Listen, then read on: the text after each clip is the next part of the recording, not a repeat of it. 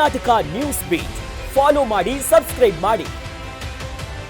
ಸಚಿವ ಸತೀಶ್ ಜಾರಕಿಹೊಳಿಯವರ ಬಾಮೈದ ಅಬಕಾರಿ ಇಲಾಖೆಯ ಹೆಚ್ಚುವರಿ ಆಯುಕ್ತ ಆಗಿರುವಂತಹ ವೈ ಮಂಜುನಾಥ್ ಅವರ ನಿವಾಸ ಸೇರಿದಂತೆ ಇವತ್ತು ಅವರಿಗೆ ಸಂಬಂಧಪಟ್ಟಂತ ಒಂದು 6 ಕಡೆಯಲ್ಲಿ ಇಡಿ ಅಧಿಕಾರಿಗಳು ಏಕಾಏಕಿಯಾಗಿ ದಾಳಿ ಮಾಡಿದ್ದಾರೆ.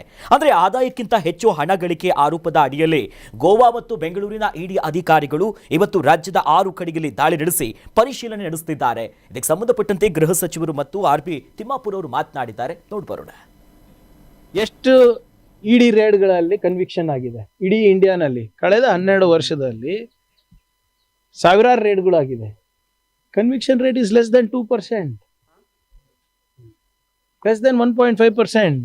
ಏನ್ ತೋರಿಸುತ್ತೆ ಇದು? ರಾಜಕೀಯ ಪ್ರೇರಿತ ಅಲ್ಲ ಅಂತೀರಾ ನೀವು? ಏನೋ ನಮ್ಗೆ ಬಿಟ್ಟಿದ್ದಾರೆ, ಇನ್ನ ಎಷ್ಟು ದಿನ ಬಿಟ್ಟಿದಾರೋ ಗೊತ್ತಿಲ್ಲ. ಇವತ್ತು ನಾಳೆ ಅದನ್ನು ಆಗ್ಬೋದು. ಇವೆಲ್ಲಾನು ಕೂಡ ರಾಜಕೀಯ ಪ್ರೇರಿತವಾಗೇ ಇರೋದು. ಇಲ್ಲಿ ಈಗ ನಾನು ಹೇಳ್ದಂಗೆ ಸ್ವಲ್ಪ ದಯವಿಟ್ಟು ಡೇಟಾ ತೆಗೆದು ನೋಡಿ. IT, ED, CBI ಇವೆಲ್ಲಾನು ಕೂಡ ಕೇಂದ್ರ ಸರ್ಕಾರದ ಕೈಗೊಂಬೆ ಆಗಿವೆ. ಯಾವಾಗ ಅಬಕಾರಿ ರೇಟ್ ಆಗಿಲ್ಲ,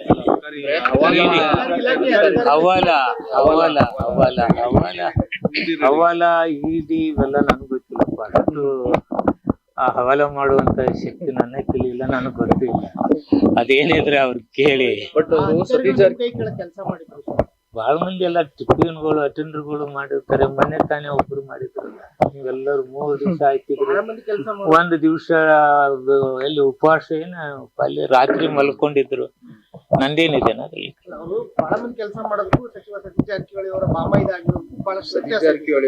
ಮಹತ್ವ ನನಗೆ ಅರ್ಥ ಆಗಿಲ್ಲ. ಯಾರು ನೌಕರಿಸ್ತಾನೆ ಅದಕ್ಕೂ ಸಂಬಂಧ ಬರಲ್ಲ. ನಾನು ಮಂತ್ರಿ ಇದ್ದೀನಿ, ನಾನು ಯಾವ್ದು ಸಂಬಂಧಕ್ಕೆ ಮಾಡಿದ್ರೆ ಗೊತ್ತಿಲ್ಲ.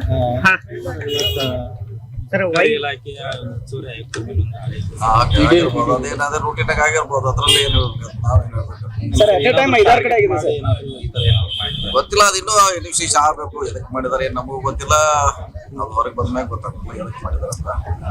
ಮಾಹಿತಿ ಬರೋರಿಗೆ ಏನು ಹೇಳಿಕ್ ಆಗೋಲ್ಲ ಹಿಂಗೆ ಅಂತ ಸ್ಪಷ್ಟ. ಈಗ ವೇಟ್ ಮಾಡೋಣ, ನಾಳೆವರೆಗೆ ಗೊತ್ತಾಗುತ್ತೆ ಏನು ರೀಸನ್. ನಮಗ ಅದಕ್ಕೆ ಹೇಳಲಿಕ್ಕೆ ಆಗಿರುವಂತಹ ಒಂದು ಇಡಿ ದಾಳಿಯಲ್ಲಿ ಒಂದು ಸ್ವಲ್ಪ ದೊಡ್ಡ ಪ್ರಮಾಣದಲ್ಲಿ ಇವತ್ತಾಗಿದೆ. ಜೊತೆಯಲ್ಲಿ ವೈ ಮಂಜುನಾಥ್ ಅವರು ಒಂದು ರಾಜಕೀಯ ಹಿನ್ನೆಲೆ ಇದೆ, ಮತ್ತೊಂದು ಕಡೆ ಪ್ರಭಾವಿ ಅಧಿಕಾರಿ ಹೌದು, ಹೆಚ್ಚುವರಿ ಆಯುಕ್ತರಾಗಿದ್ದಾರೆ. ಅಷ್ಟೇ ಅಲ್ಲ ಸರ್, ಹಿಂದೆಯೂ ಕೂಡ ಅವ್ರ ಮೇಲೆ ಅನೇಕ ಆರೋಪಗಳು ಬಂದಿದೆ. ಇಲ್ಲೇ ಒಂದ್ ಕಡೆ ಹಿಂಟು ಬೀಳ್ತಾ ಇದೆ, ಏನೋ ಇರಬಹುದು ಅಂತ. ಹೌದು. ಈಗ ಪ್ರಿಯಾಂಕ ಖರ್ಗೆ ಅವರೇನು ಹೇಳ್ತಾ ಇದ್ರು, ರಾಜಕೀಯ ಪ್ರೇರಿತ ಇದು, ಬೇಕು ಅಂತಲೇ ಕೈಗೊಂಬೆಗಳಾಗಿ ಮಾಡ್ತಾ ಇದ್ದಾರೆ. ಯಾರೋ ನಿಷ್ಠಾವಂತ ಕಾಂಗ್ರೆಸ್ ಕಾರ್ಯಕರ್ತನ ಮೇಲ್ಗಡೆ ನೈತಿಕ ಬಲ ಕುಗ್ಸೋದಕ್ಕೆ ಮಾಡಿದರೆ ನೀವು ಹೇಳಿದ್ದು ನಿಜ ಆಗ್ಬೋದು. ಭ್ರಷ್ಟ ಅನ್ನುವಂಥದ್ದನ್ನು ಈ ಪಟ್ಟಿಗಳೇ ಹೇಳ್ತಾ ಇದ್ದಾವೆ. 2013ರಲ್ಲಿ ಈತನ ಮೇಲ್ಗಡೆ ಮೈಸೂರಲ್ಲಿ ಡೆಪ್ಯೂಟಿ ಕಮಿಷನರ್ ಆಗಿದ್ದಾಗ ಅಬಕಾರಿ ಇಲಾಖೆಯಲ್ಲಿ ಲೋಕಾಯುಕ್ತ ರೇಡ್ ಆಗಿ ಒಂದಷ್ಟು ದಾಖಲೆಗಳೆಲ್ಲ ಸಿಕ್ಕಿ ಅದೇನೇನೋ ಆಗಿ ಮತ್ತೆ ಅದೇ ಪ್ರಕರಣ ಮುಚ್ಚೋಯ್ತು, ಇನ್ನೊಂದಾಯಿತು. ಆದರೆ ಅದೇ ಪ್ರಕರಣದ ಅಡಿಯಲ್ಲಿ ಲೋಕಾಯುಕ್ತ ರೇಡ್ನ ಆಧರಿಸಿ ಇವತ್ತು ಇಡಿ ರೇಡ್ ಆಗಿತ್ತು. ಹೌದು. ಇವರ ಒಂದಷ್ಟು ಅಕ್ರಮಗಳ ಬಗ್ಗೆ ವಾಸನೆ ಇದ್ದು ಎಲ್ಲೆಲ್ಲಿ ಮೈಸೂರು, ಬೆಂಗಳೂರು, ಅಥಣಿ, ಬೆಳಗಾವಿ, ಹೊರ ರಾಜ್ಯಗಳ ಮಹಾರಾಷ್ಟ್ರ, ಪುಣೆ, ಸೊಲ್ಲಾಪುರ ಎಲ್ಲ ಭಾಗದಲ್ಲೂ ಒಂದು 20ಕ್ಕೂ ಹೆಚ್ಚು ಕಡೆ ಇವರನ್ನು ಒಂದಷ್ಟು ಲೆಕ್ಕಾಚಾರದಲ್ಲಿ ತಗೊಂಡೋಗಿದ್ದರು. ಪ್ರಮುಖವಾಗಿ 6 ಕಡೆ ಇವರನ್ನು ರೇಡ್ ಮಾಡಲಾಗಿತ್ತು ಏಕಕಾಲದಲ್ಲಿ. ಇಲ್ಲೆಲ್ಲೋ ಬೆಂಗಳೂರಿನ ಸ್ಯಾಂಕಿ ರಸ್ತೆಯ ಐಷಾರಾಮಿ ದಿ ಸಮಿಟ್ ಅಂತಲೇ ಯಾವುದೋ ಒಂದು ಅಪಾರ್ಟ್ಮೆಂಟ್ನಲ್ಲಿ ಐಷಾರಾಮಿ ಫ್ಲ್ಯಾಟಲ್ಲಿ ಇದ್ದಾಗ ಬೆಳಿಗ್ಗೆ 5:30ಗೆ ಇವರು ಮನೆ ಮೇಲ್ಗಡೆ ರೇಡ್ ಮಾಡಿದ್ದಾರೆ.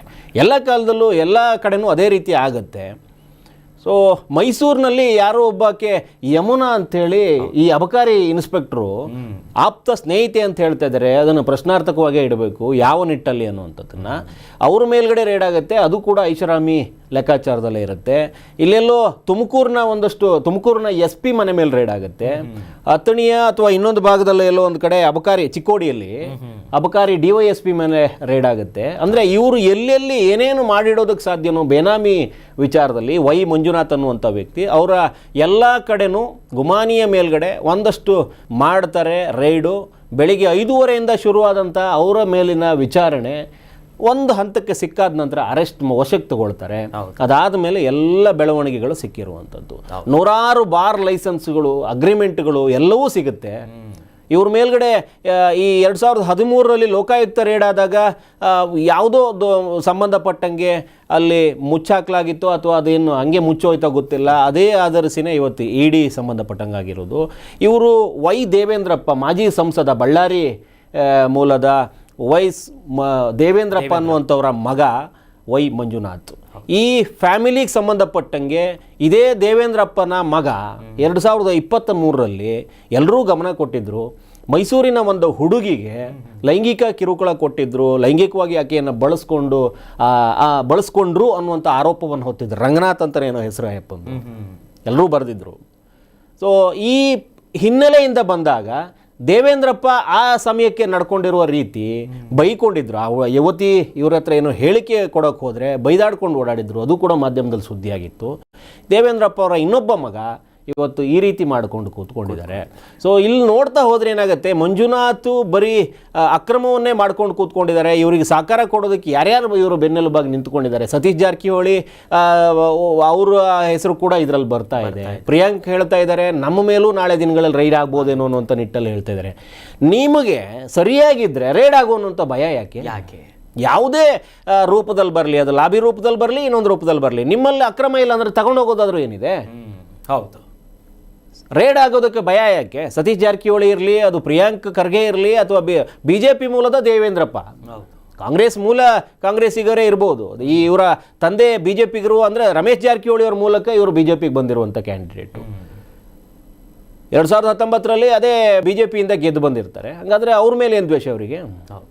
ನೀವು ಅಕ್ರಮದ ಹಣ ಸಂಗ್ರಹಣೆಯಿಂದ ಪ್ಲಸ್ ಒಂದಷ್ಟು ಹವಾಲ ವಿಚಾರದಲ್ಲಿ ತೊಡಗಿಸ್ಕೊಂಡಿದ್ದೀರಿ ಅನ್ನುವಂಥದ್ದನ್ನು, ಅದಕ್ಕೆ ಗೋವಾ ರೂಪದಲ್ಲೂ ಬಂದಿದೆ.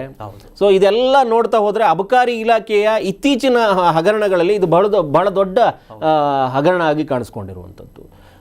SP ಗಳು, DYSPಗಳು, ಇನ್ಸ್ಪೆಕ್ಟರ್ಗಳು ಎಲ್ಲರೂ ಇದರಲ್ಲಿ ಇನ್ವಾಲ್ವ್ ಆಗಿದ್ದಾರೆ. ಇವರು ಹೆಚ್ಚುವರಿ ಆಯುಕ್ತರಾಗಿರೋದ್ರಿಂದ ಕರಾವಳಿ ಮತ್ತು ಇನ್ನೊಂದಷ್ಟು ಭಾಗಗಳಲ್ಲಿ ಇವ್ರದ್ದು ಬೇರೆ ಬೇರೆ ಗಡಿ ಭಾಗದಲ್ಲಿ ಒಂದಷ್ಟು ಈ ರೀತಿಯ ಅಬಕಾರಿ ಸಂಬಂಧಪಟ್ಟಂಗೆ ಅವ್ಯವಹಾರಗಳಿದ್ವು ಅನ್ನೋ ಲೈಸೆನ್ಸ್ಗಳನ್ನು ಪಡ್ಕೊಂಡಿದ್ರು ಅನ್ನೋ ಆರೋಪಗಳು ಪಡೆದಿದ್ರು. ಒಂದಷ್ಟು ಬೇರೆ ಬೇರೆ ಅವ್ಯವಹಾರದ ವಸ್ತುಗಳು ಬಂದಿರೋದ್ರಿಂದ ಪ್ರಿಯಾಂಕ್ ಖರ್ಗೆ ಅವರು ಮಾತನ್ನು ವಾಪಸ್ ತಗೋಬೇಕು. ಯಾರೋ ಅಮಾಯಕ ಕಾರ್ಯಕರ್ತನ ಮೇಲೋ ದಬ್ಬಾಳಿಕೆ ಮಾಡಿಕೊಂಡು ಅಥವಾ ನಿಷ್ಠಾವಂತ ರಾಜಕೀಯ ಮುಖಂಡನ ಮೇಲ್ಗಡೆ, ಕಾಂಗ್ರೆಸ್ಸನ್ನು ಕಟ್ಟಿ ಬೆಳೆಸಿದ ನೇತಾರನ ಮೇಲ್ಗಡೆನೋ ಇವರೇನೋ ರೇಡ್ ಮಾಡಿದ್ದಿದ್ರೆ, ತಮ್ಮ ಗೊಂಬೆಗಳನ್ನು ಕಳಿಸಿದ್ದಿದ್ರೆ, ಅವ್ಯವಹಾರಗಳ ದಂಡನೆ ಇಟ್ಕೊಂಡು ಬಂದಿದ್ದಾರೆ. ಇನ್ನೇನು ಇವರು ರಾಜಕೀಯ ಪ್ರೇರಿತ ಆದ್ರೇನು, ಇನ್ನೊಂದಾದ್ರೆ ಇಲ್ಲ. ಸೊ ಈ ಹೇಳಿಕೆಗಳನ್ನು ಕೊಡೋದನ್ನು ಬಿಟ್ಟುಬಿಡಬೇಕು. ಇದರಿಂದ ಆಚೆ ಬಂದು ಬಿಡಬೇಕು. ಇದು ಆದಾಗ ಏನಾಗುತ್ತೆ ಅಂತಂದ್ರೆ ರಾಜಕೀಯವಾಗಿ ನೀವು ಅವ್ರಿಗೆಲ್ಲ ಸಹಕಾರ ಕೊಡೋ ಥರ ಆಗುತ್ತೆ.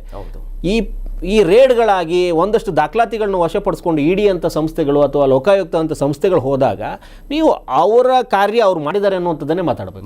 ಸಾಮಾಜಿಕವಾಗಿ ನೀವು ಸಂದೇಶ ಕೊಡೋದಾದ್ರೆ ಅವರ ಕಾರ್ಯವನ್ನು ಅವ್ರು ಮಾಡಿದ್ದಾರೆ ಅಂತಲೇ ಹೇಳಬೇಕು. ಅದು ಸರಿ ತಪ್ಪು ಮತ್ತು ಇಡಿ ಸಂಸ್ಥೆಗಳು ಯಾಕಿರೋದು? ನಿಮ್ಮಲ್ಲಿರುವ ಅವರು ನಿಷ್ಠಾವಂತ ಅನ್ನೋದಕ್ಕೋಸ್ಕರ ನಿಮ್ಮ ಹತ್ರ ಏನೋ ದಾಖಲಾತಿಗಳಿದ್ರೆ ಹೋಗೋ ಒದಗಿಸಬೇಕೇ ವಿನಃ, ಆದರೆ ಒಂದು ಇಡೀ ಸಂಸ್ಥೆಯ ಮೇಲ್ಗಡೆ ನೀವು ಆ ರೀತಿ ಕೈಗೊಂಬೆ ಇನ್ನೊಂದು ಮತ್ತೊಂದು ನಮ್ಮ ಮೇಲೂ ರೇಡ್ ಮಾಡಿಬಿಡ್ತಾರೆ. ಆಗಲಿ ಬಿಡಿ, ನೀವು ನಿಷ್ಠಾವಂತರು, ನಿಮ್ಮ ಮೇಲೆ ರೇಡ್ ಆದ್ರೇನು? ನೀವು ನಿಷ್ಠಾವಂತರಿದ್ದೀರಿ, ರೇಡ್ ಆದ್ರೇನು? ಈ ವಿಚಾರದಲ್ಲಿ ಚರ್ಚೆಗಳಾಗಬೇಕು. ಕರ್ನಾಟಕ ನ್ಯೂಸ್ ಬೀಟ್ ಫಾಲೋ ಮಾಡಿ, ಸಬ್ಸ್ಕ್ರೈಬ್ ಮಾಡಿ.